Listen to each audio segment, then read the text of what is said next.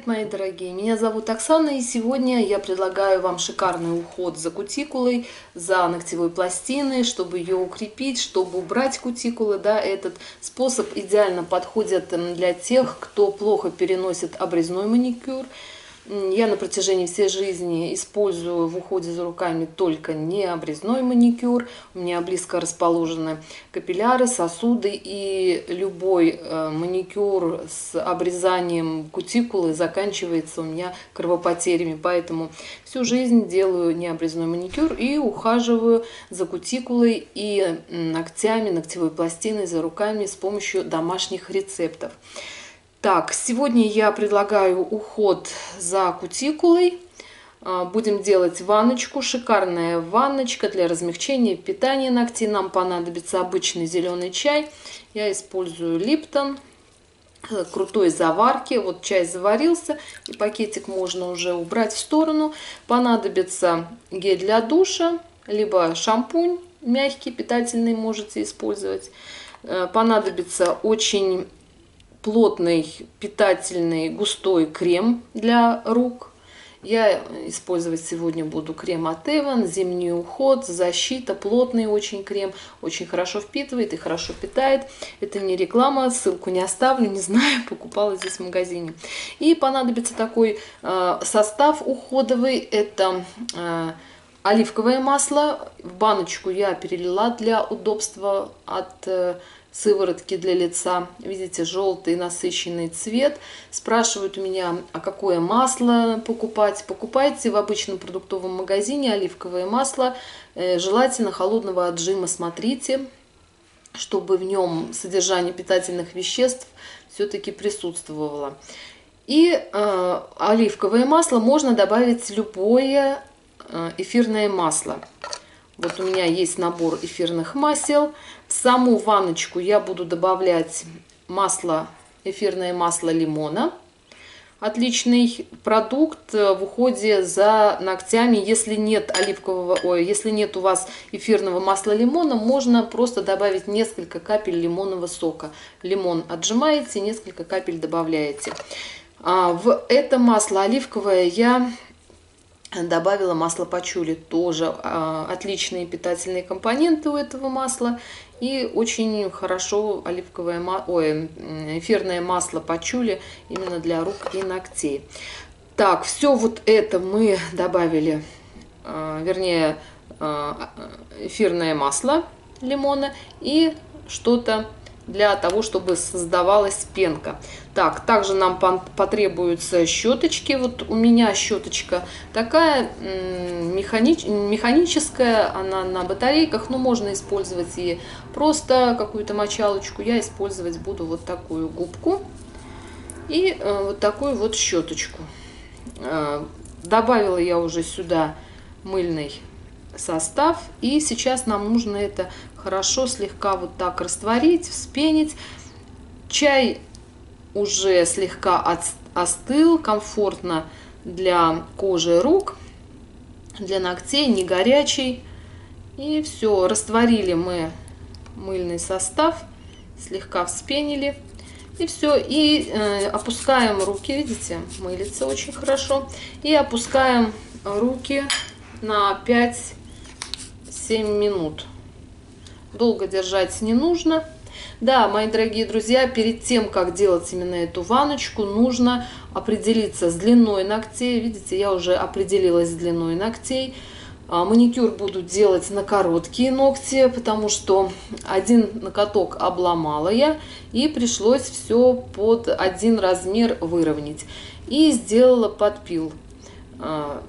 Пилочкой, конечно, обрабатывать нужно на сухие ногти, это меньше будет расслоения, и вообще подпиливать ноготочки нужно только в сухом виде. Ни в коем случае после размачивания, после нанесения крема спиливать ногти не нужно.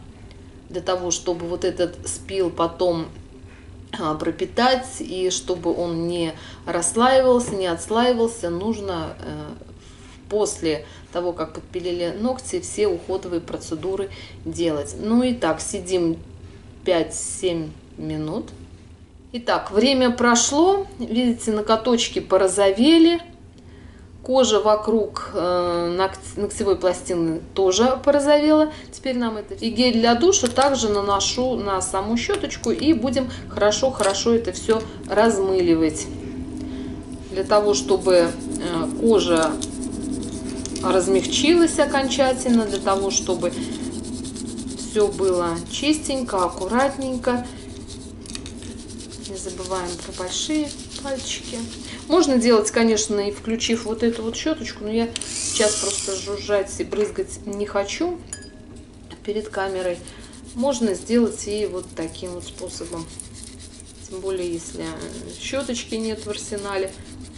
Ну, в продаже вот отдельно вот такие вот щеточки есть. Все, размылили, немножко подержали и опять опускаем в эту водичку и держим еще минуты 3. Итак, подержали 3 минуты. Видите, все очистилось. Хорошо споласкиваем в этой ванночке и хорошо промакиваем салфеткой.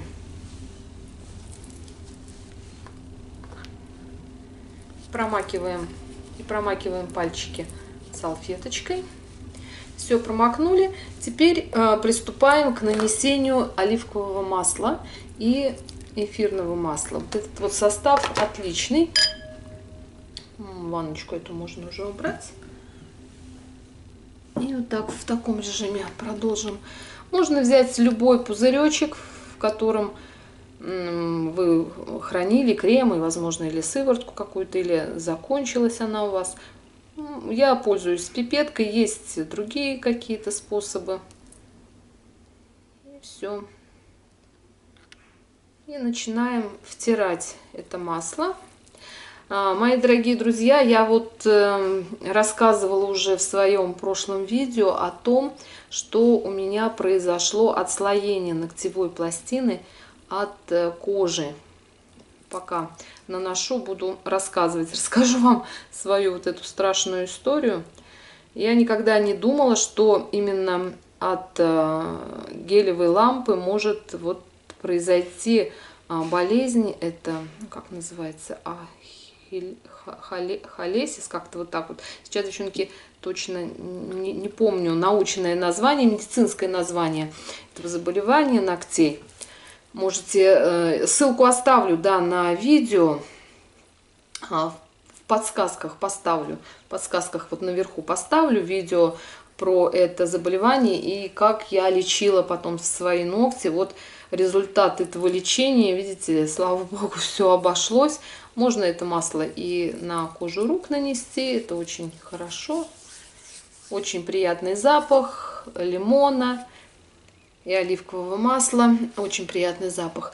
Пока впитывается оливковое масло, расскажу вам, чем же закончилась эта история. В общем, на протяжении многих лет я делала гель-лак маникюр с гель-лаком. Конечно, сушила под лампой и не предполагала, что может такое произойти, заболевание, как отслоение ногтевой пластинки от кожи. Я сначала подумала, что это грибок. Ездила в клинику, сдавала анализы, и дерматолог мне сказал, что это произошло под воздействием лампы для сушки ногтей. В общем, отказалась я от такого способа маникюра. И сейчас вылечила ногти и наношу обычный лак. Но думаю, что это все равно временное явление. Узнавала, зависит ли появление этого заболевания в результате некачественных продуктов. Может быть, топ, может быть, базы были некачественные. Причины разные могут быть. Врач мне не сказал да, не сказал нет, потому что причина в том, что ногтевая пластина вот слабая, И у тех, кто вот тонкая ногтевая пластина и, возможно, долго держит под лампой, но я вот ощущение, когда я делала маникюр с гель-лаком, у меня в момент сушки было пощипывание, то есть после нанесения топового покрытия у меня легкое пощипывание было, но я как-то не обращала на это внимания, думала, что так и должно быть. В итоге получилось, что не должно быть так. Вот, масло у нас практически уже впиталось, и теперь берем зубочистку деревянную. Конечно, есть деревянные палочки, бамбуковые палочки для того, чтобы отодвигать ногтевую пластинку, но мне удобнее использовать именно палочку, деревянную зубочистку. Почему? Потому что это одноразовый инструмент, то есть когда вы пользуетесь палочкой именно бамбуковой, вы как максимум, да, имеете 3 палочки этих, да, вы же не пользуетесь как одноразовым инструментом, поэтому есть возможность, вероятность занести какие-то инфекции. Я тем более после случая вот такого неприятного инцидента с моими ногтями, да, я очень аккуратно к этому всему отношусь. И, в общем, из соображений гигиены, конечно, я использую вот такие одноразовые деревянные палочки. И пользоваться ими очень удобно. Они тонкий, острый край имеют, они не навредят. И, в общем, что я делаю? Я вот так постепенно саму пластину отодвигаю. Отодвигаться она будет легко, потому что размягчили мы ее, в теплой воде подержали, пропитали зеленым чаем с оливковыми и эфирными маслами, и она хорошо отодвигается. Вы можете сказать, что ну как тут отодвигать, у вас вообще ничего нет, никакой кутикулы наросшей. Так вот и не надо доводить до того состояния, когда кутикула нарастет. И, кстати, скажу, что если вы постоянно, регулярно наносите покрытие лаком, неважно каким, то ногтевая пластина меньше нарастает. На ногтях, не покрытых лаком, именно кутикула нарастает быстрее. То есть вот тот промежуток между кожей и ногтем, когда покрыт лаком, практически кутикуле некуда нарастать, и она не нарастает. И вот таким образом отодвигаю все аккуратно. Большие пальчики тоже не забываю обрабатывать. Пока обрабатываем ногти, вернее кутикулу отодвигаем, оливковое масло впитается практически полностью. Я вот таким способом вылечила ногти. Я хлоргексидином пользовалась, потому что есть риск попадания инфекции, то есть в момент, когда ногтевая пластина отслаивается, но это ужасное зрелище. Посмотрите видео, страшное. Я, конечно, не показала прям в момент прям пика заболевания, я показала уже в момент после того, как я посетила доктора. Я не знала же точно, что это такое у меня там происходит. Еще я думала, что, возможно, это от воды. Много времени в бассейне проводила. Подумала, что с этим как-то связано. Оказалось, что нет. И заболевания довольно-таки часто встречающиеся. Это не редкий случай. Тем более вот тех, кто постоянно пользуется лампами для сушки ногтей. И причем тоже смотрела я и на форумах, и в обсуждениях, в группах тоже эту тему поднимала, спрашивала, от чего это зависит. И многие пишут, что не зависит от качества топа, геля, базы. В общем, это индивидуальная вот такая реакция, индивидуальная непереносимость, слабая ногтевая тонкая пластина. И вот такой вот эффект дает. Вот, пока отодвинули мы все это. Теперь берем просто ватный диск и сухим ватным диском я это протираю. Сразу наносить лак на вот таким образом обработанные ногти лучше не нужно, потому что на жирную основу лак будет держаться плохо, и гель-лак, и обычный лак будет плохо держаться.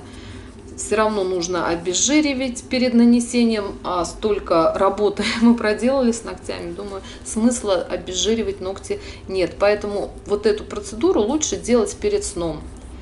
Вечером сделали, нанесли, хорошо поухаживали за ногтями вот таким образом, и можно хорошо ложиться спать утром. Ногти окончательно все впитают и будут здоровыми, блестящими, и кутикула не будет нарастать. Ну и, конечно, заключительным этапом ухода за руками это крем. Можно взять любой легкий крем, но я вот ухаживаю таким образом активно. Я сейчас покажу. Крем этот очень плотный, какая-то такая полувазелиновая даже основа у этого крема. Кстати, очень хороший крем. Силиконовая, по-моему, у него основа. Защитный эффект очень хороший и экономичный в использовании от Эвелин. Девчонки, посмотрите. Крем понравился мне. И то же самое наношу на все ноготочки. Стараюсь вот таким образом нанести, чтобы крем проник вот в промежуток между ногтевой пластиной и кожей. И когда я вот это все нанесу, таким образом, видите, как он расположился именно между ногтевой пластиной и самой кожей. И оставляю до утра. Вот таким способом, если вы будете ухаживать за ногтями, за ногтевой пластиной, то кутикула нарастать не будет. Если какой-то период вы там вынуждены без лака находиться, без покрытия, то кутикула начнет нарастать. Многие тоже у меня спрашивают, как же перейти, как убрать кутикулу, как перейти с обрезного маникюра на необрезной. Процесс это на самом деле долгий, он несложный, но требует времени и терпения. Если, скажем, один раз вы отодвинули кутикулу, и это не факт, что она у вас не будет больше нарастать, она будет нарастать, но вот это действие, постоянное воздействие, отодвигание в дальнейшем, она сама практически ее не будет, сама исчезнет. У меня практически кутикулы нет, и даже если какой-то период я ногти свои не покрываю лаком, даже в эти моменты она появляется, и я вот такой эффективный способ, одну процедуру делаю, и ногти мои в порядке. Мои дорогие друзья, пишите, пожалуйста, свои комментарии, впечатления, кто, возможно, делал подобный маникюр, возможно, кто-то впервые услышал, напишите свое мнение, ставьте, пожалуйста, пальчики вверх, если понравилось, если не понравилось, вниз можете поставить пальчик. Мне приятно видеть, и мне интересно знать ваше впечатление про этот эффективный уход за кутикулой, за ногтями в домашних условиях. А с вами была Оксана. Всем всего хорошего. Пока-пока.